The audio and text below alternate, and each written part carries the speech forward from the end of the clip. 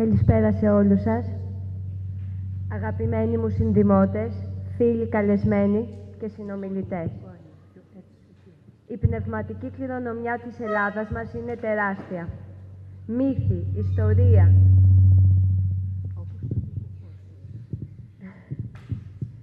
λογοτεχνία, ποίηση, γραπτός και προφορικός λόγος και τόσα άλλα.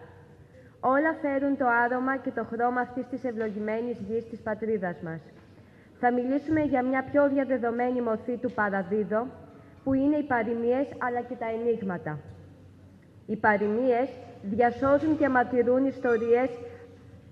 ιστορίες από καιρό ξεχασμένες, ιστορίες που φέρνουν πολιτισμικά στοιχεία και ήθη από εποχές μακρινές και διδαχές που χρήζουν μελέτης προς γνώση αλλά και συμμόρφωση.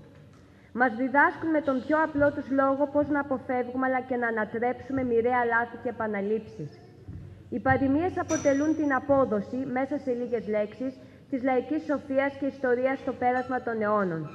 Παροιμία είναι η σύνθετη λέξη, παρά και ημος, που σημαίνει κοντά στο δρόμο. Στην αρχαία Ελλάδα συνήθιζαν να γράφουν σύντομα μηνύματα με οδηγίες, συνθήματα και παραγγέλματα προς τους πολίτες σε μαρμάρινες στήλες, ερμάς, πρωτομάς του ερμού, που τοποθετούσαν παρί ήμων στον δρόμο. Αποτελούν μέρος του αλλογραφικού θησαυρού μας και προσπαθούν να αποδίδουν τη λαϊκή σοφία και ιστορία, από γενιά σε γενιά στο πέρασμα του χρόνου. Ο προφορικός αυτός ιδιαίτερος λόγος πέρασε στην αιωνιότητα. Λακωνικές και γλαφυρές φράσεις της ντοπολιαλιάς μας που περιγράφουν τη θετική αρνητική πλευρά της ζωής, τις ανθρώπινες σχέσεις, τις συνήθειες, τις ανάγκες, τις δοκιμασίες και τις πράξεις.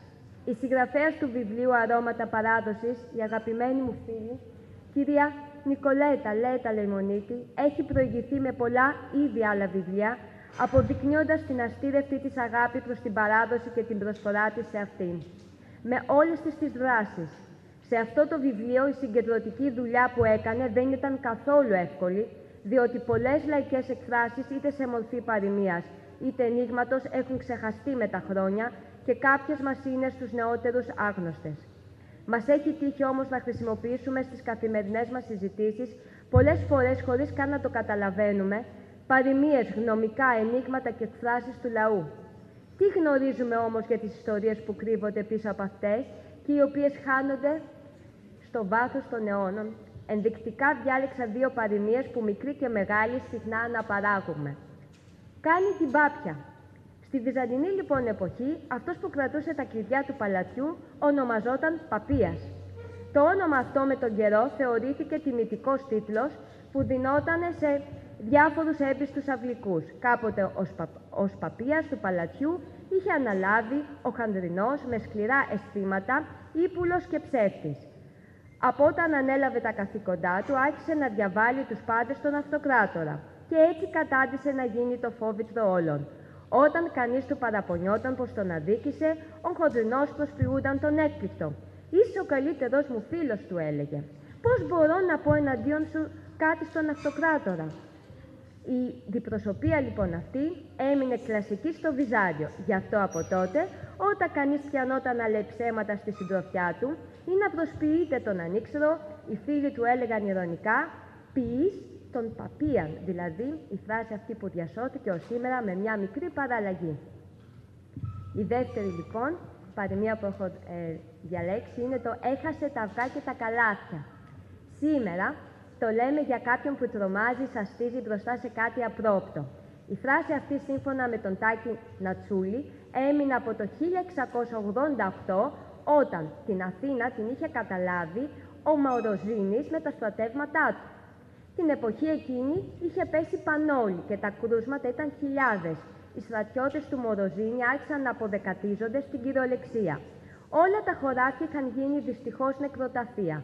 Πολλοί λοιπόν Αθηναίοι, για να σωθούν, πήραν τις οικογένειάς τους και τράβηξαν στα διάφορα νησιά. Ανάμεσα σε αυτούς ήταν και ο Ιωάννης Ντερζίνης, όπως τον αναφέρει ο ιστορικός Υψηλάντης, που έκανε εμπόριο αυγών. Για να μην αφήσει όμως το εμπόρευνά του να χαλάσει, αποφάσισε να το πάρει μαζί του με την ελπίδα να το πουλήσει στα νησιά. Αλλά στον δρόμο του επιτέθηκαν οι Αλγερινοί κουρσάροι και τον έπιασαν. Όσοι από τους ταξιδιώτες ήταν νέοι και γέροι, κρατήθηκαν αιχμάλωτοι και μεταφέρθηκαν στο Αλγέρι. Τον Τερτσίνη, που ήταν γέρος και άρρωστος, τον άφησαν ελεύθερο. Έτσι αναγκάστηκε να γυρίσει ξανά πίσω στην Αθήνα. Φυσικά, πολλοί ενδιαφέρθηκαν τότε να μάθουν για την τύχη των συγγενών τους και τον επισκέπτονταν σπίτι του για να τους πει τα καθέκαστα. Σε μια Αθηναία, λοιπόν, που είχε χάσει τον άντρα της και έκλαιγε σπαραχτικά, εκείνος της είπε: «Η αφεντιά σου κλαίει για τον άντρα σου. Αν τι να πω κι εγώ, κακομοίρης, που έχασα τα αυγά και τα καλάθια». Έτσι η φράση του αγαθού αυτού αυγουλά έμεινε μέχρι τα χρόνια μας, σαφώς με μια πιο διαφορετική σημασία. Η ιστορική μνήμη φέρει αποφεύγματα, παροιμίες, γνωμικά ενίγματα και ρίσεις. Στο διάβα του χρόνου πολλά άλλαξαν. Σαφώς και υπάρχουν λαϊκές εκφράσεις που δεν είναι και τόσο κολακευτικές ή πολιτικά οφθές στη σημερινή εποχή.